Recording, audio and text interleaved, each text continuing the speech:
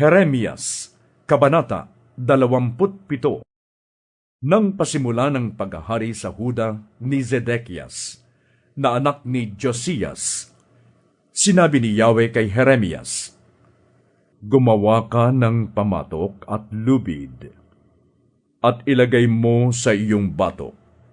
Pagkatapos, magpadala ka ng mensahe sa mga hari ng Edom, Moab, Ammon, Tiro at Sidon, sa pamamagitan ng kanilang mga sugo na ngayon ay nasa Jerusalem upang makipag-usap kay Haring Zedekias.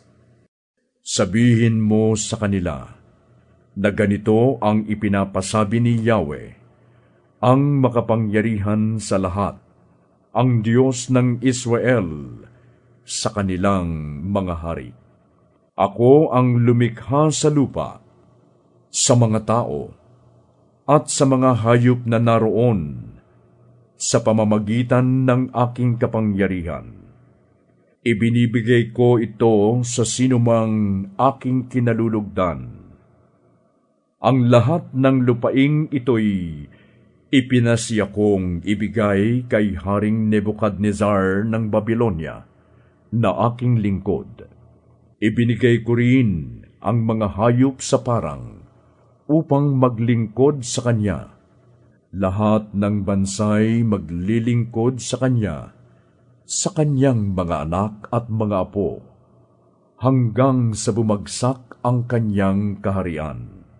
Pagdating ng panahong iyon, ang kaharian naman niya ang aalipinin ng mga hari at bansang makapangyarihan. Ngunit ang alinmang bansa o kaharian na hindi maglilingkod kay Haring Nebukadnezar ng Babylonia at hindi papailalim sa kanyang pamamahala ay paparusahan ko sa pamamagitan ng digmaan, taggutom at salot, hanggang sa ganap silang mapailalim sa kanyang kapangyarihan.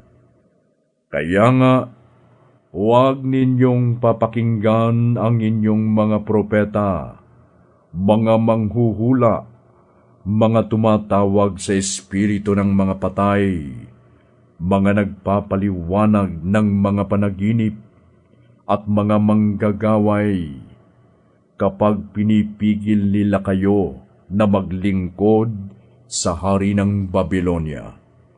Kasinungalingan ang kanilang sinasabi sa inyo, at ito ang magiging dahilan upang mapatapon kayo sa malayong lupain. Kayo'y itataboy ko at mapapahamak kayong lahat. Subalit kung ang alinmang bansay pasakop sa kapangyarihan ng hari ng Babylonia, pananatilihin ko sila sa kanilang bayan. Bubungkalin nila ang sariling lupa at doon maninirahan. Ganito rin ang sinabi ko kay Haring Zedekias ng Huda. Pasakop kayo sa kapangyarihan ng hari ng Babylonia at paglingkuran ninyo siya at ang kanyang bayan upang kayo'y mabuhay. Kung hindi, mamamatay kayo sa digmaan at salot. Ito ang parusang inilaan ni Yahweh sa alinmang bansang hindi maglilingkod sa hari ng Babylonia. Huwag kayong maniwala sa mga propetang pumipigil sa inyo na maglingkod sa hari ng Babylonia. Kasinungalingan ang kanilang sinasabi sa inyo. Hindi ko sila sinugo. Ginagamit lamang nila ang aking pangalan. Kaya palalayasin ko kayo sa lupaing ito at kayo'y malilipol. Pati ang mga propetang nandaya sa inyo. Sinabi ko naman sa mga pari at sa buong bayan ang ipinapasabi ni Yahweh.